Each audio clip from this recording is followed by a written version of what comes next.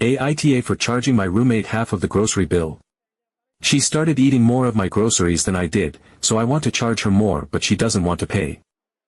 I am 22 years old, and I have been living with my roommate, Jessica, who is 23, for almost 6 months now. When we first moved in together, everything seemed really promising. We sat down, discussed house rules, made plans, and one of the agreements we came to was that we would split the grocery bill 50-50. It sounded simple enough at the time. We would go grocery shopping together, plan meals together, and overall, it felt very fair. At the beginning, it worked perfectly. We would make a little event out of grocery shopping, usually going on Saturday mornings. We would both contribute ideas about what to buy, and if one of us wanted something extra that the other person did not like, we would just pick it up separately on our own tab. It felt equal. I honestly thought we had cracked the roommate code. However, after a couple of months, Jessica gradually stopped coming with me. The first few times, she had reasonable excuses. She would say she had a lot of work to do or she was feeling under the weather. I did not mind covering for her at first, because life gets busy and tiring, and honestly, I thought she would come next time. But next time never really came. Every week, it was another excuse. She was tired, she was stressed, she was hungover, she had errands she forgot about, she just was not in the mood. Every time I suggested we go together, she would just brush it off with some excuse and tell me to just pick up whatever I thought we needed. So, I kept doing the shopping. I would go out alone, spend an hour wandering the aisles trying to remember everything we were running low on, and haul it all back home by myself. I made sure to buy staples we both liked: bread, eggs, milk, cheese, pasta, fruits, vegetables, cereal, you name it. I even made an effort to pick up snacks that she liked, just to be considerate. I never really bought anything wildly personal or extravagant. But then I started noticing something that really annoyed me. Jessica was eating way more of the groceries than I was. And not just a little more.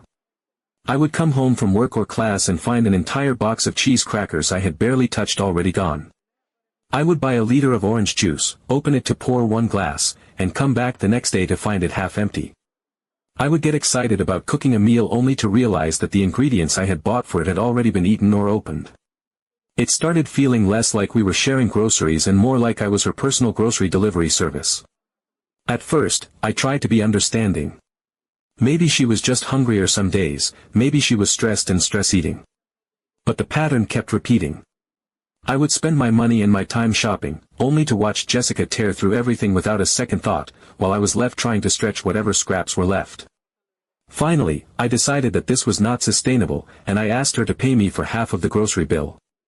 I showed her the receipts, explained that I had been buying enough for both of us, and pointed out that she was eating more than her fair share anyway. To my relief, she agreed without much fuss. I thought that was the end of it. It was not. Very quickly after that, Jessica started complaining. She would grumble that I was buying stuff only I liked, and that she was being forced to pay for things she did not even want to eat. She would nitpick the receipts, questioning every little purchase. If I bought almond milk instead of regular milk, she would roll her eyes and say she did not even drink that.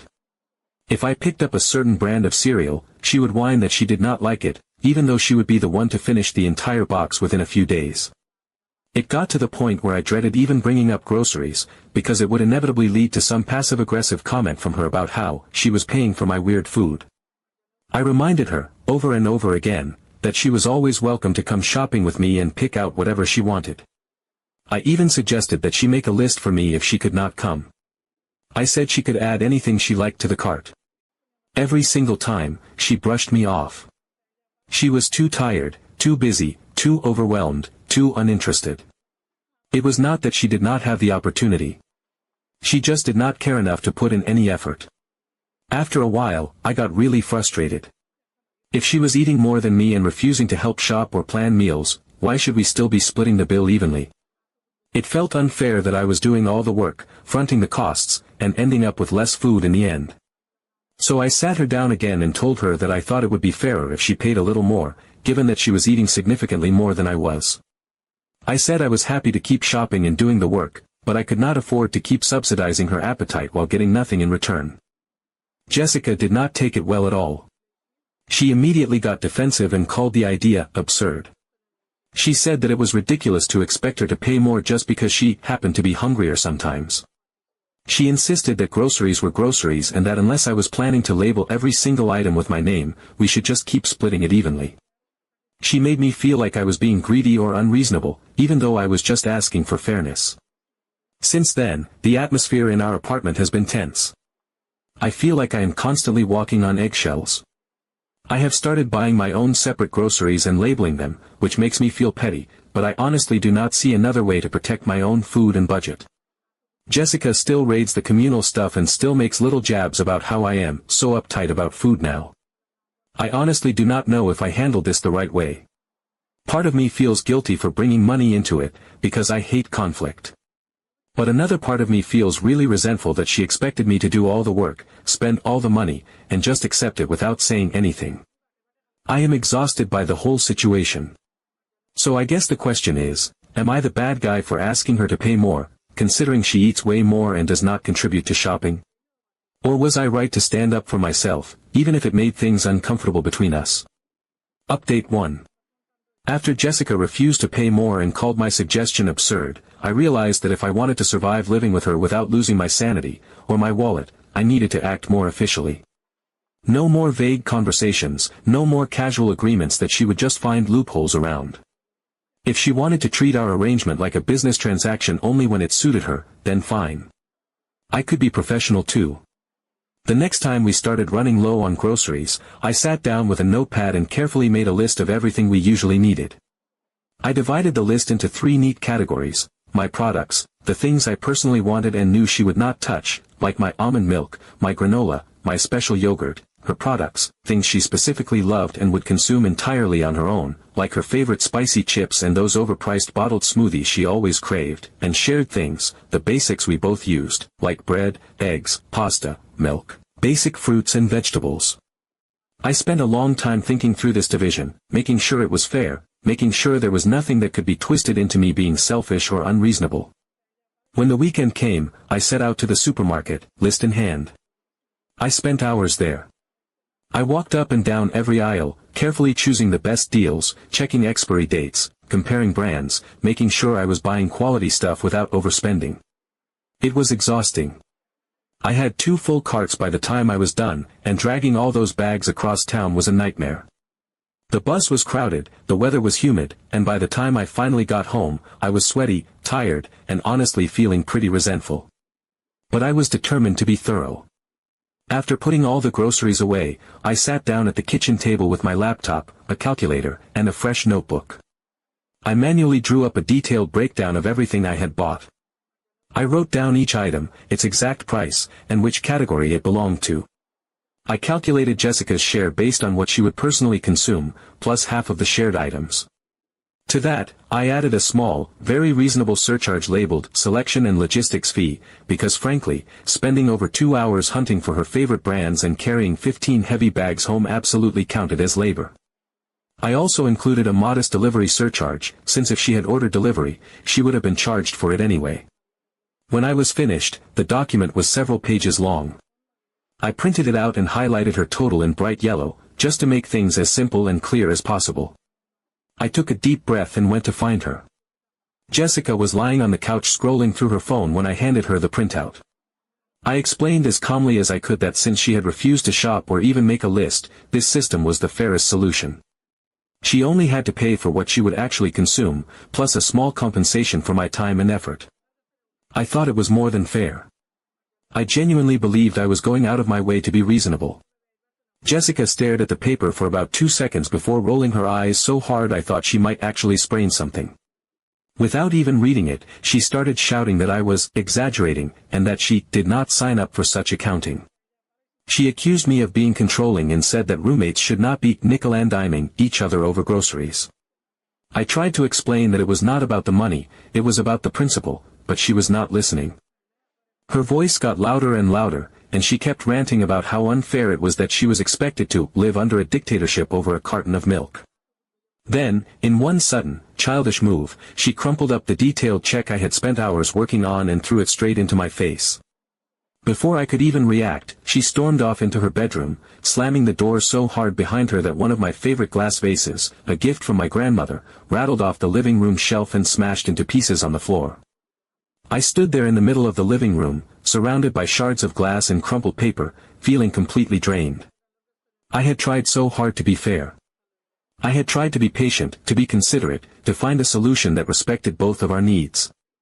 I had spent my entire weekend doing the shopping, making careful lists, and trying to prevent exactly this kind of conflict. And all it had gotten me was broken glass, a screaming roommate, and a new level of tension in the apartment that made it feel less like a home and more like a battlefield. I cleaned up the broken vase in silence, listening to Jessica blasting music behind her closed door, obviously doing everything she could to ignore me.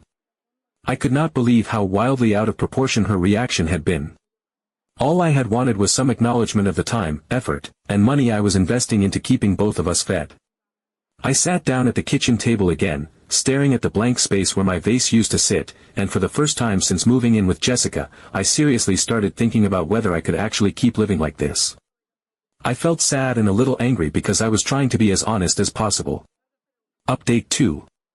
The next morning, I woke up earlier than usual, not because of my alarm, but because I heard the refrigerator door opening and closing over and over again with an impatient clatter. At first, I tried to ignore it, rolling over in bed and pulling the blanket over my head, but the sound persisted, loud and jarring in the otherwise still apartment. Still groggy and bleary-eyed, I sat up, rubbed my face, and shuffled toward my bedroom door. I opened it just a crack, moving slowly so the door hinge would not squeak and alert her to my presence.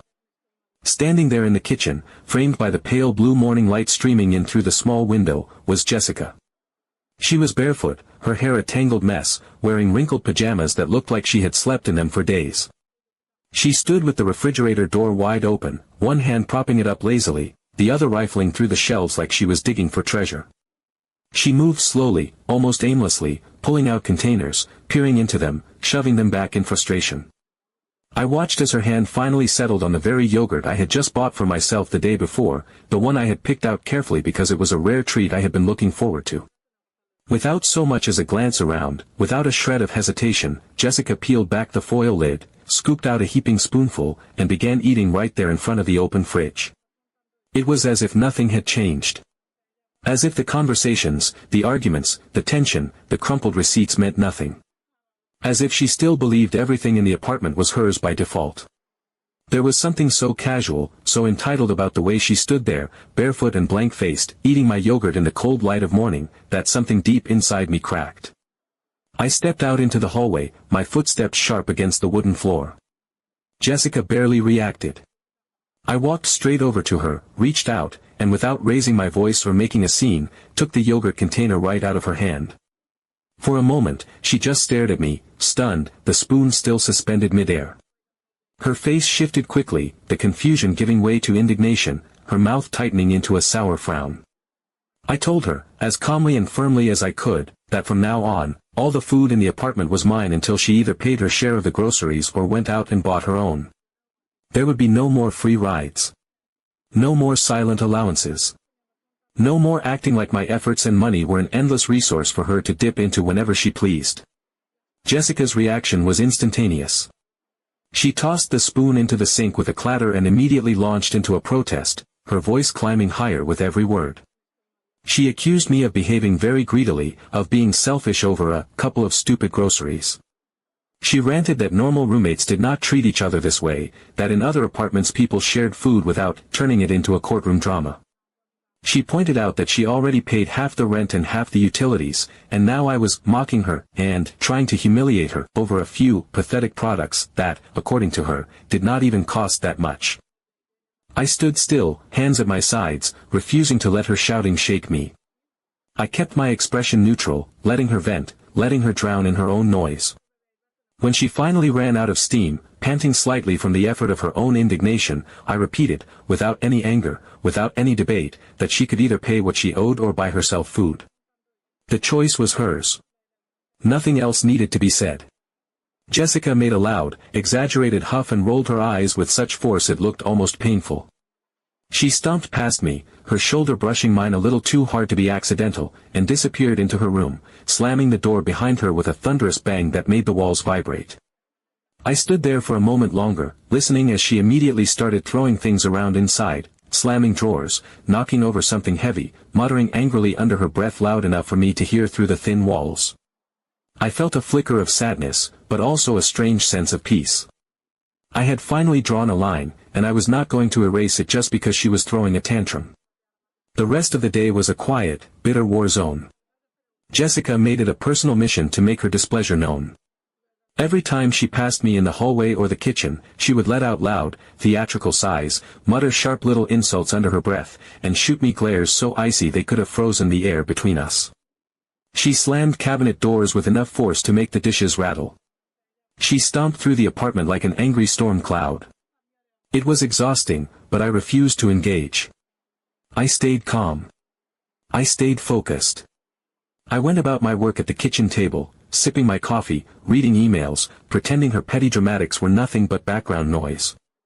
It soon became painfully obvious that Jessica had not thought any of this through. She had not bought herself any groceries. She had no backup plan. Throughout the day, I caught glimpses of her wandering the kitchen like a restless ghost, opening cabinet after cabinet, peering into empty boxes, rummaging through drawers that had nothing but utensils in them. She opened the fridge multiple times, each time staring into it as if expecting food to magically appear between blinks. She even crouched down and opened the freezer at one point, standing there for several minutes, hoping there might be some forgotten treasure hidden behind the frozen peas. But there was nothing. Everything was either labeled clearly with my name or had been bought exclusively for me. I watched her frustration grow with each failed search. By evening, hunger had clearly gnawed away at her pride. She sat hunched over on the couch, scrolling through her phone furiously. After a few minutes, she stood up abruptly, marched into the kitchen, and ordered herself a pizza through the delivery app. I sat quietly at the table, pretending to focus on my laptop, while out of the corner of my eye, I saw the details of her order flash across the screen. It was a large pizza, extra toppings, breadsticks on the side, a feast clearly meant to fill the growing pit in her stomach. She spent the next half hour pacing around her room, fiddling with her phone, fluffing the couch cushions, doing everything but preparing to answer the door. When the doorbell finally rang, sharp and clear through the apartment, I froze where I sat, waiting to see what she would do. Jessica did absolutely nothing. She did not get up. She did not even lift her head. She just stayed sprawled out on her bed, eyes glued to her phone, deliberately ignoring the delivery man who was patiently ringing again, knocking on the door, trying to get her attention. I sat in stunned silence as the minutes dragged on. Eventually, the knocking stopped. I heard the faint sound of retreating footsteps, then the low hum of a car engine as the delivery guy drove away. Jessica had sabotaged herself out of pure, stubborn spite. She had gone through the trouble of ordering food, waited for it, and then refused to claim it, all because admitting defeat, even in something as small as this, was apparently too high a price for her pride. The apartment settled into a thick, heavy silence for the rest of the evening, broken only by the occasional creak of the floorboards as I moved quietly around. Jessica remained locked in her room, the light under her door a pale strip of defiance. Sitting alone at the kitchen table, eating the simple dinner I had cooked with the groceries I had bought with my own money, I realized something with cold clarity. Jessica was not just stubborn. She was prepared to dig her heels in so deeply that she would suffer rather than admit she had been wrong. She would rather starve, rather endure discomfort, rather turn our living situation into a slow, miserable standoff, than accept that she had been unfair to me. She would rather not even eat for a while, just to not admit that she was wrong. Update 3.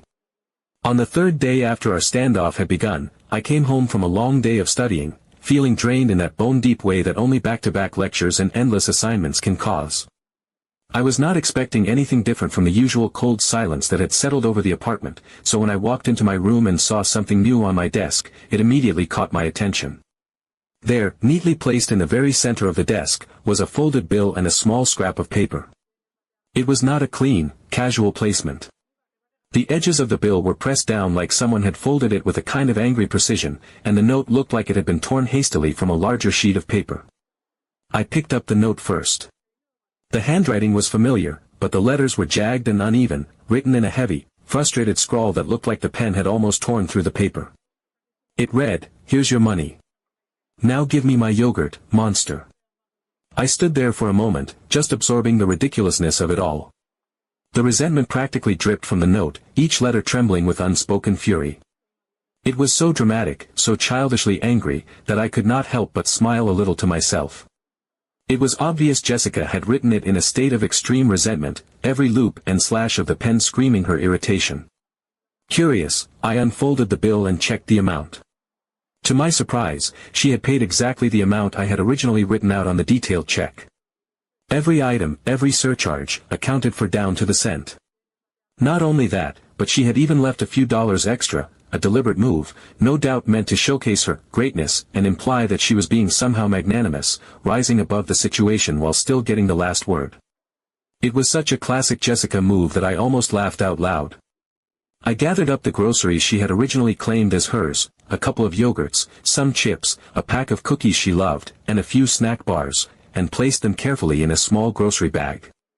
Then, still smiling a little to myself, I brought the bag to her door, gave a quick knock, and left it there without waiting for any more drama.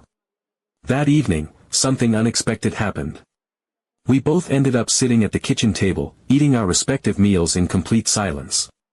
Not the cold, angry silence that had filled the apartment for days, but a softer, more neutral quiet.